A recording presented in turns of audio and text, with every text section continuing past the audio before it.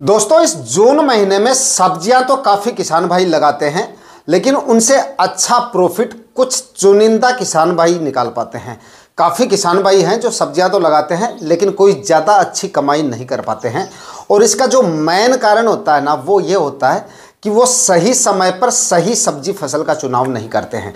देखिए, ऐसी कोई सब्जी फसल नहीं होती है जो हर समय पर आपको अच्छे मंडी भाव देती हो, और ऐसी भी कोई सब्जी फसल नहीं होती है जिसके हमेशा ही मंडी भाव डाउन रहते हों। एक सही समय आता है और उस सही समय पर उस फसल के सही मंडी भाव आपको मिल जाते हैं। तो इसके लिए आपको क्या करना पड़ेगा, उस फसल की सही समय पर बुआई करनी पड़ेगी। अगर आप सही समय पर सही फसल को लगा देते हैं तो वो एकदम हाईएस्ट मंडी भाव आपको देके जा सकती है। आज के इस वीडियो में मैं आपको दो ऐसी सब्जियां बताने वाला हूं जिनकी बुआई किसान भाई अगर इस जून महीने में कंप्लीट कर लेते हैं तो साल भर के सबसे ज़्यादा मंडी भाव वो सब्जियां आपको देके जा सकते हैं। और उत्पादन के मामले में ये दोनों ही सब्जियां काफ़ी ज़्यादा सही हैं, यानी कि उत्पादन भी काफ़ी ज़ोरदार मिल जाएगा और लगाने में इन सब्जियों में कोई ज़्यादा बेकार भी नहीं है और ज़्यादा खर्चे भी आपको इन दोनों ही सब्जियों में नहीं करने पड़ेंगे। साल भर के हाईएस्ट मंडी भाव और ज़बरदस्त उत्पादन लेने के लिए इन दोनों सब्जियों को आपको इस जून माह में लगा देना है। इन दोनों फसलों के बारे में इस वीडियो में आपको कंप्लीट जानकारियां मिलने वाली हैं कि कौन सी तो वो सब्जियां हैं जो आपको इस जून माह में लगानी है। लगाने का सही समय भी बताऊंगा कि कब तक आपको इनकी बुआई कंप्लीट कर लेनी है। लगाने का सही तरीका, ज्यादा से ज्यादा सब्जियों से उत्पादन लेने के मूल मंत्र भी इस वीडियो में मैं आपको बताऊंगा और कुछ वैरायटियां भी इस वीडियो में आपको बताऊंगा। इसलिए वीडियो पे एंड तक आपको बने रहना है और ये वीडियो अगर आपके लिए इंफॉर्मेटिव रहे तो इस वीडियो को लाइक और शेयर जरूर कर दीजिएगा। जो किसान भाई चैनल पे नए हैं वो चैनल भी सब्सक्राइब कर दें ताकि खेतीबाड़ी से रिलेटेड वीडियो सही समय पर सही जानकारियों के साथ आपको मिलते रहें। नमस्कार दोस्तों, मेरा नाम है सुरेश और आप देख रहे हैं खेत किसान झुंझुनू। तो दोस्तों, इस जून महीने में सब्जियां लगाकर अच्छी कमाई अगर आप इस समय पे करना चाहते हैं, ऐसी कोई फसल अगर आप लगाना चाहते हैं जिसके मंडी भाव भी आपको एकदम हाईएस्ट मिल जाए और उत्पादन में भी कोई कमी ना रहे, तो इस समय पे किसान भाई फूल गोभी की अगेती खेती कर सकते हैं। देखिए, फूल गोभी की खेती वैसे तो काफ़ी ज़्यादा किसान भाई करते हैं। बहुत सारे किसान भाई ऐसे हैं जो फूल गोभी लगाते हैं और हर सीजन में लगाते हैं वैसे तो, लेकिन काफ़ी किसान भाई ऐसे भी हैं जो फूल गोभी की खेती तो करते हैं लेकिन कोई अच्छा प्रॉफिट उनको नहीं मिल पाता है। एक एवरेज मुनाफा ही मिल पाता है, या कई बार ऐसा भी होता है कि फूल गोभी में ठीक से प्रॉफिट उनको नहीं मिल पाता है। लेकिन अगर आप जून माह में इसकी खेती करते हैं तो काफ़ी जोरदार इसके मंडी भाव आपको मिल सकते हैं। कम से कम 50-60 रुपए तक के मंडी भाव फूल गोभी जून महीने में लगाने पर आपको देके जा सकती है। सही समय भी बताऊंगा कि कब तक तो आपको इसकी नर्सरी डालनी है और कब तक आपको इसका प्लांटेशन करना है। फिर देखिए, उत्पादन में भी कोई कमी नहीं रहेगी और मंडी भाव भी काफ़ी जोरदार मिल जाएंगे। ज़्यादातर किसान भाई क्या करते हैं, पछेती फूल गोभी लगाते हैं या फिर एकदम ऐसे सीजन में फूल गोभी लगाते हैं जिस समय पे काफ़ी ज़्यादा किसान भाई उसको लगा बैठते हैं और उसके बाद में नतीजा क्या निकलता है, मंडी भाव ठीक से नहीं मिल पाते हैं या एवरेज मंडी भाव ही मिल पाते हैं। तो जून महीने में अगर आप लगाते हैं इसको तो साल भर के सबसे ज़्यादा मंडी भाव इसके मिल सकते हैं आपको। काफ़ी किसान भाई तो इससे अगेती खेती भी करते हैं इसकी, मई माह में इसको लगा देते हैं और जून के पहले हफ्ते तक इसका प्लांटेशन भी कंप्लीट हो जाता है। उनको इसके और भी अच्छे मंडी भाव मिल सकते हैं, लेकिन उस समय भी मैंने इसको बताया था किसान भाइयों को, लेकिन उस समय पे इस फसल पे ज़्यादा जोर नहीं दिया था मैंने। क्यों नहीं दिया था? इसलिए नहीं दिया था कि ज़्यादा अगेती फूल गोभी नए किसान भाई उसमें सक्सेस नहीं हो पाते हैं, क्योंकि ज़्यादा अगेती अगर आप करते हैं तो पहली बार तो नए किसान भाई नर्सरी में फेल हो जाते हैं, और अलबत्ता नर्सरी में आप सक्सेस हो भी गए तो प्लांटेशन में फेल, और प्लांटेशन में सक्सेस हो गए तो फिर फूल की क्वालिटी आपको अच्छी नहीं मिल पाती है। तो ये जो समय है ना, जून का महीना, ये एकदम सही है आपके लिए, चाहे आप नए किसान हैं चाहे आप पुराने किसान हैं। अगर आप इसको इस समय पे लगाते हैं तो उत्पादन भी काफ़ी जोरदार मिलेगा, फूल की क्वालिटी भी अच्छी मिलेगी और मंडी भावों के बारे में तो मैंने आपको बता ही दिया, काफ़ी जोरदार आपको मिल सकते हैं। सही समय की बात कर लेते हैं। देखिए, सही समय है इसका जून का महीना। चाहे तो आप इसकी नर्सरी डाल सकते हैं, और जिन किसान भाइयों के पास में नर्सरी है, डाल रखी है, तो 15-20 जून के आसपास आप इसका प्लांटेशन कर सकते हैं, या फिर आप जून के अंतिम सप्ताह में भी इसका प्लांटेशन कर सकते हैं और अच्छे मंडी भाव इसके ले सकते हैं। और देखिए, जिन किसान भाइयों ने अब तक फूलगोभी की नर्सरी नहीं डाली है उनको नर्सरी कब तक डाल देनी चाहिए। तो अगर आपको अच्छा उत्पादन लेना है और अच्छे मंडी भाव लेने हैं तो अब आप इसकी नर्सरी डाल सकते हैं। नर्सरी डालने का फिलहाल एकदम सही समय है। चाहे आप इसकी नर्सरी कल ही डाल सकते हैं। जितना जल्दी नर्सरी डालेंगे उतने ही अच्छे मंडी भाव मिलेंगे। और अगर 15-20 दिन ठहर के भी अगर आप इसकी नर्सरी डालते हैं तो भी मंडी भावों पे फर्क पड़ेगा, लेकिन इतना ज़्यादा नहीं पड़ेगा, ये मैं आपको बता दूं। उल्टा उत्पादन थोड़ा सा बढ़ के मिलेगा आपको। फूल गोभी को आप जितना जल्दी लगाएंगे उत्पादन कम रहेगा, जितना थोड़ा लेट लगाएंगे उत्पादन आपका ज़्यादा मिलेगा। मतलब फूल की साइज़ थोड़ी इम्प्रूव हो जाती है, मतलब वातावरण उसके अनुकूल हो जाता है। इस वजह से फूल की क्वालिटी में इजाफा होता है और साइज में भी इजाफा होता है। दूसरा, मंडी भाव की बात करें तो देखिए, मंडी भाव आप जून के अंतिम सप्ताह में लगाएंगे तब भी ठीक मिलेंगे, अब लगा रहे हैं तब भी ठीक मिलेंगे। 15-20 जुलाई तक भी अगर आपका प्लांटेशन होता है तब भी आपको मंडी भाव ठीक मिलेंगे। उसके बाद में अगर प्लांटेशन होता है, मान लीजिए अगस्त माह में अगर आप प्लांटेशन कर रहे हैं, तब थोड़े से मंडी भाव डाउन आने शुरू हो जाते हैं बाद में, क्योंकि उसके बाद में आवक जो होती है, फूलगोभी की आवक जो होती है वो काफ़ी ज़्यादा बढ़ जाती है।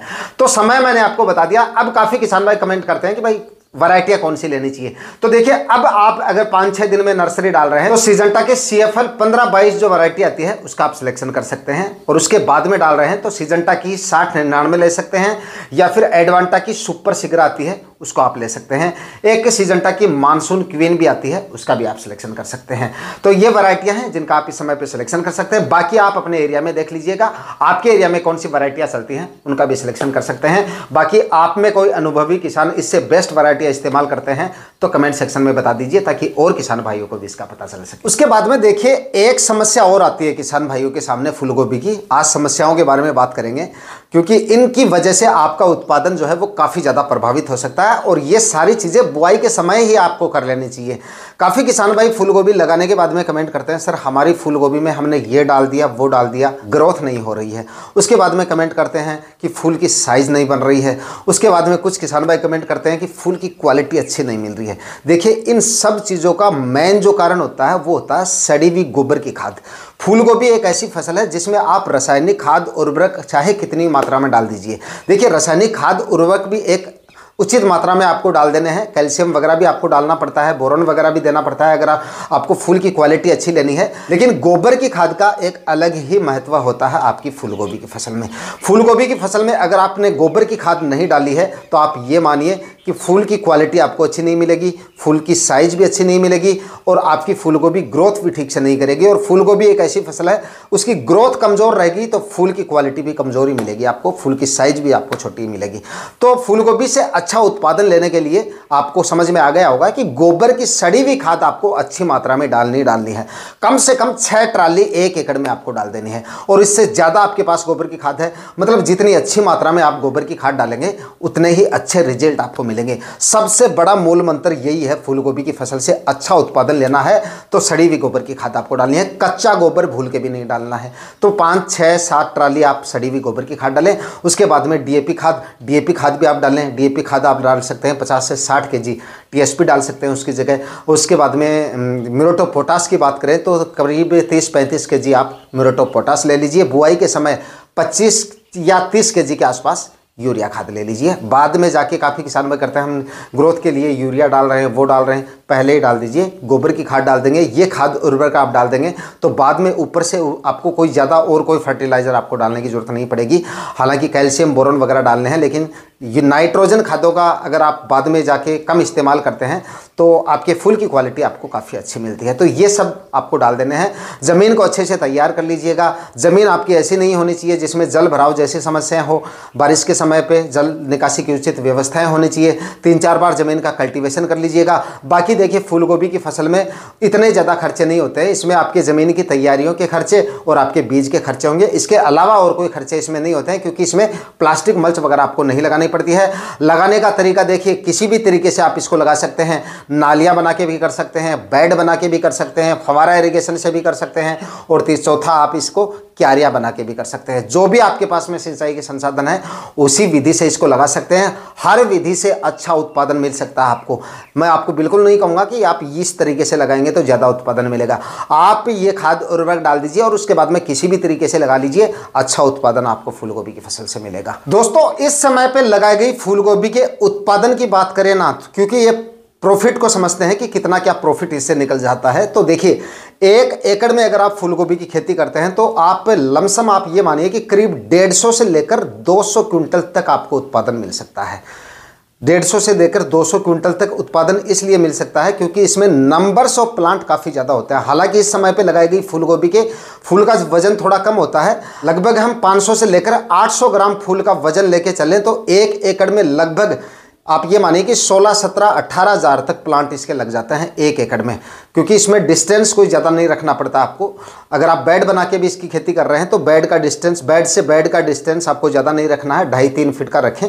उसके बाद में जिग जैग ऊपर आप 1-1 फीट की दूरी पे डबल लाइनों में इसका प्लांटेशन करें। और क्यारियाँ और बना के कर रहे हैं आप, फ्लैट सरफेस पे प्लांटेशन कर रहे हैं, तब तो आप वैसे भी मतलब 1-1 फीट की दूरी पे आप प्लांट से प्लांट का डिस्टेंस रखें और लाइन से लाइन का 1.5 फीट रखें, बस इतना ही डिस्टेंस रखना है। इस हिसाब से अगर आप प्लांटेशन करते हैं तो करीब आप ये मानिए 16 से लेकर 17-18, कई किसान भाई तो 20 हज़ार तक भी पहुंच जाते हैं, इतने प्लांट हो जाते हैं। तो अगर हम फूल का वजन 500 से लेकर 800 ग्राम तक का लेके चलें तो इतना उत्पादन आराम से निकल जाता है। लेकिन अगर हम इसका उत्पादन और मंडी भाव कम से कम लेके चले ना तो करीब आप 100 क्विंटल तो इसका उत्पादन मान लीजिए 1 एकड़ में, और 30 रुपए के एवरेज इसके मंडी भाव पकड़ के चल लीजिए। अगर आप अगेती फूल गोभी कर रहे हैं तो कम से कम 30 रुपए के मंडी भाव तो आपको आराम से मिल जाते हैं। तो करीब 2.5 से 3 लाख रुपए तक का प्रॉफिट फूल गोभी की फसल 1 एकड़ में लगाने पर आपको देखे जा सकती है। तो किसान भाई इस समय पे फूल गोभी लगा सकते हैं और अच्छी कमाई आने वाले इस सीजन में कर सकते हैं। इसके बाद में बात करते हैं दोस्तों अगली सब्जी फसल के बारे में, और अगली फसल है बंद गोभी की खेती। किसान भाई इस जून महीने में बंद गोभी की खेती भी कर सकते हैं। लगाने का सही समय वही है जो आपको फूल गोभी का मैंने आपको बताया है, उसी समय पे आप इसकी नर्सरी डाल सकते हैं। यानी कि फिलहाल आप इसकी नर्सरी डाल सकते हैं और उसके बाद में मतलब जुलाई के पहले सप्ताह तक आप इसका प्लांटेशन कर सकते हैं। जिन किसान भाई को नर्सरी मिल जाती है वो फिलहाल मतलब 15-20 जून के आसपास इसका जो प्लांटेशन है वो कर सकते हैं। इसके भी आपको काफ़ी अच्छे मंडी भाव मिल जाते हैं और ये भी आपको काफ़ी अच्छा उत्पादन दे सकती है। फूल गोभी से इसका उत्पादन कम नहीं रहने वाला। इस समय पर आप लगाते हैं तो उत्पादन तो आपको बढ़िया मिलेगा ही, भाव भी काफ़ी ज़ोरदार मिलने की वजह से ये फसल भी काफ़ी ज़ोरदार कमाई करके दे सकती है। लगाने का खर्चा इसमें भी काफ़ी कम है, क्योंकि इन दोनों ही फसलों में ना तो आपको प्लास्टिक मल्च वगैरह लगानी पड़ेगी और ना ही बाद में जाके कोई फर्टिगेशन वगैरह करने पड़ेंगे। और सबसे अच्छी बात यह है इन दोनों फसलों की कि इसमें कोई ज़्यादा रोग बीमारियां इनमें नहीं आती हैं, कोई ज़्यादा स्प्रे वगैरह का खर्चा भी आपका बाद में नहीं होता है, कोई ज़्यादा गणित लगाने की जरूरत नहीं है। इसमें आसानी से आप नर्सरी डाल सकते हैं। नर्सरी का थोड़ा सा ध्यान रखिए, नर्सरी का मैनेजमेंट अगर आपका अच्छा होगा तो फसल आपको काफ़ी अच्छी मिल सकती है। बस ज़मीन आपकी ऐसी होनी चाहिए कि जल भराव जैसी समस्या ना हो, बरसात की वजह से आपकी फसल, जल भराव की वजह से आपकी फसल प्रभावित नहीं होनी चाहिए। उसके बाद में ये दोनों ही फसलें थोड़े ही दिनों में आपको काफ़ी जोरदार प्रॉफिट देके जा सकती हैं। आज के वीडियो में इतना ही, मिलते हैं किसी और वीडियो में नए टॉपिक के साथ। तब तक के लिए जय हिंद, वंदे मातरम।